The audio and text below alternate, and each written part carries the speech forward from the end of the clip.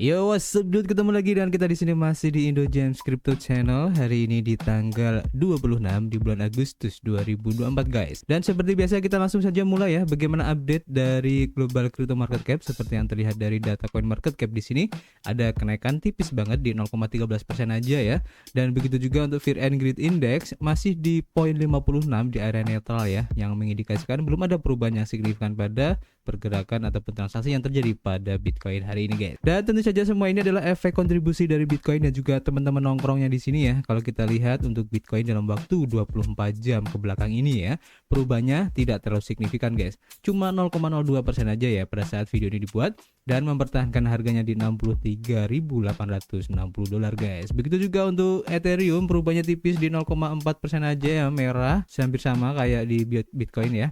Kemudian untuk BNB juga sama di 1,13% aja untuk perubahan hari ini, dan untuk Solana naik di 2,7%. Kemudian untuk SRP tipis di 0,7% ya, merah. Dan untuk Toncoin hari ini masih belum ada perubahan ataupun recovery yang cukup signifikan ya, menyusul penangkapan dari Pavel Durov yang merupakan CEO dari Telegram guys ya. Nanti kita akan coba update untuk informasinya. Dan kalau kita lihat di sini untuk perubahan yang terjadi pada pergerakan harga Bitcoin ya untuk time frame weekly-nya, seperti yang sudah kita prediksikan kemarin guys, seandainya untuk pergerakan harga di weekly ini bisa close di atas MA20 time frame weekly ya, ini menjadi tanda yang cukup bagus ya untuk bisa meneruskan tren kenaikan dari Bitcoin ini guys. Dan untuk target utamanya ya mungkin akan di sekitar harga 67 ribuan dolar guys ya. Kemudian nanti kemungkinan akan ada penurunan lagi, dan tidak menutup kemungkinan guys untuk bisa menembus di trendline sebelumnya ya, sehingga kalau bisa tertrigger dan bisa mencoba untuk naik ya di harga sekitar 68.000 dolar, kemudian bisa naik lagi untuk mencoba retest di ATH berikutnya ya, waktu kemarin di 73.000 dolar guys. Jadi kita akan nantikan untuk pergerakan harga di weekly ini apakah bisa meneruskan kenaikannya atau justru akan turun lagi ya untuk meneruskan tren sebelumnya guys ya.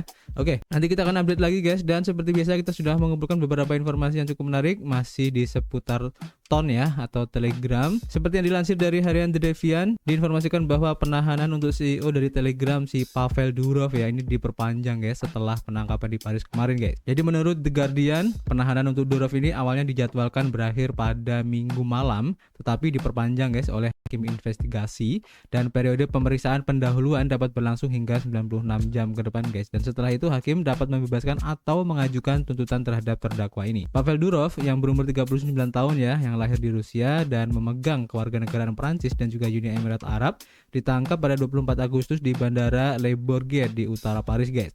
Dan ia ditahan segera setelah mendaratkan jet pribadinya yang berangkat dari Azerbaijan. Kemudian untuk token Ton milik Open Network ya, yang merupakan protokol blockchain yang terintegrasi dengan Telegram, anjlok tajam setelah penangkapan dari Durov kemarin, turun sekitar 14% dari harga pembukaannya pada hari Sabtu sebesar 6,72 dolar guys. Kemudian Ton juga telah bangkit kembali hari ini di 8% dari harga terendah lokalnya kemarin, dan terakhir berpindah tangan pada harga di 5,62 dolar ya hari ini guys. Kemudian tanggapan dari Telegram ya di media sosial dengan menyatakan bahwa mereka memang mematuhi untuk hukum Uni Eropa, termasuk undang-undang layanan digital, di mana di dalamnya itu melarang untuk konten ilegal termasuk ujaran kebencian, konten teroris, dan juga penjualan barang dan juga layanan ilegal di platform daring tersebut. Dan Telegram juga mengklaim moderasi kontennya berada dalam standar industri dan juga terus ditingkatkan guys.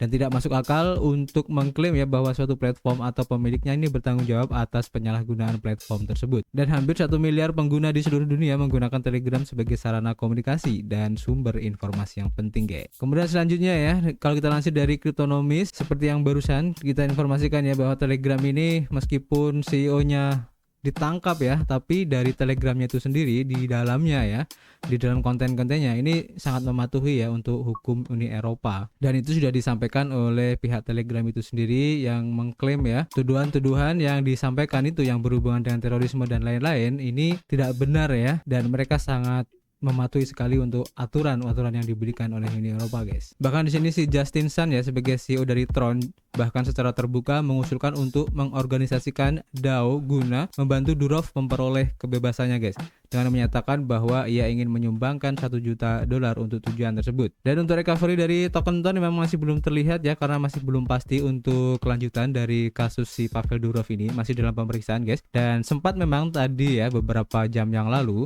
ada isu yang berkembang bahwa Pavel Durov ini sudah dibebaskan tanpa ada tuntutan ataupun syarat-syarat tertentu guys, tapi itu masih isu dan informasi yang saya dapatkan di sini masih dalam masa penahanan, jadi masih simpang siur guys. Kemudian selanjutnya kalau kita lansir dari Coinpedia ya, masih berhubungan juga ya dengan Pavel Durov ini, di mana Vitalik Buterin dan juga para pemimpin tinggi lainnya ya ini menuntut pembebasan dari Pavel Durov dari Telegram setelah penangkapan kemarin guys. Jadi salah satu pendiri Ethereum yaitu Vitalik Buterin yang sebelumnya mengkritik Telegram karena tidak menganggap serius enkripsi, kini angkat bicara ya tentang penangkapan dari pendiri Telegram ini guys. Ia khawatir ya tentang apa artinya hal ini bagi privasi digital dan kebebasan perangkat lunak di Eropa. Kemudian Buterin juga mengatakan ya bahwa tindakan terhadap Durov karena tidak memoderasi konten ya dan tidak menyerahkan data pengguna meresahkan bagi hak-hak digital di Eropa.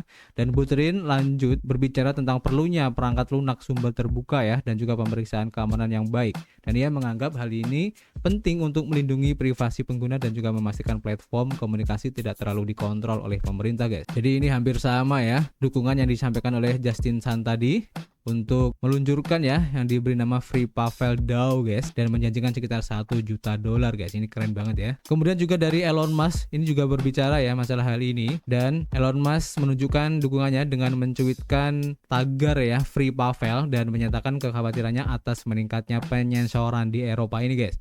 Elon Musk juga mempertanyakan mengapa pengawasan serupa ini belum diterapkan pada pemimpin teknologi lainnya seperti Mark Zuckerberg dari Meta. Demikian pula Edward Snowden, seorang advokat privasi dan pakar IT ya yang terkenal, ini juga mengkritik penangkapan tersebut, di mana Snowden menggambarkannya sebagai pelanggaran hak asasi manusia guys, dan menuduh Presiden Emmanuel Macron mengambil tindakan ekstrim untuk mengakses komunikasi pribadi yang menurutnya merusak reputasi Prancis secara global. Dalam pernyataan resminya ya, Telegram menegaskan bahwa mereka mematuhi hukum Uni Eropa termasuk Undang-Undang Layanan Digital dan bahwa praktik moderasi konten mereka sejalan dengan standar industri.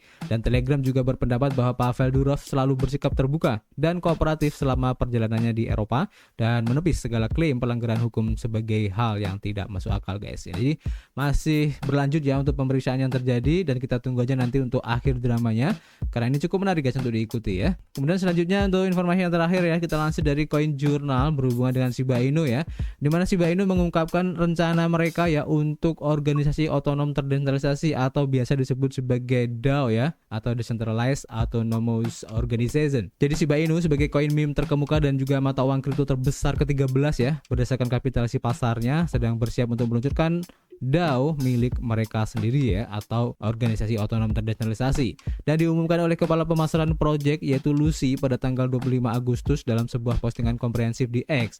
Dan langkah ini menandai perubahan penting ya dalam struktur tata kelola koin meme, memberdayakan komunitasnya dengan peran yang lebih signifikan dalam membentuk masa depannya. DAO dari Shiba Inu ini akan memperkenalkan model tata kelola baru di mana pemegang token Shiba akan memiliki suara ya dalam arah masa depan project ini, dan model ini bertujuan untuk mendemokratisasi pengembalian keputusan dalam ekosistem Shiba Inu dan memberikan setiap pemegang terlepas dari ukuran saham mereka dalam hal suara dalam inisiatif utama guys. Kemudian DAO ini akan dipandu oleh dua dewan utama yaitu Dewan Amal dan juga Dewan Budaya dan Warisan, di mana dewan-dewan ini akan mengawasi berbagai upaya yang digerakkan dalam masyarakat seperti kegiatan amal dan pelestarian budaya unik masyarakat dari Shiba Inu. Kemudian selain token Shiba, token lain dalam ekosistem Shiba Inu ya termasuk Bond, Shiba Swap, kemudian Doge Killer atau List juga akan berperan dalam tata kelola DAO ini. Kemudian pemegang dari token Bond akan berfokus pada pendidikan dan inovasi, sementara untuk pemegang token List akan membahas inklusivitas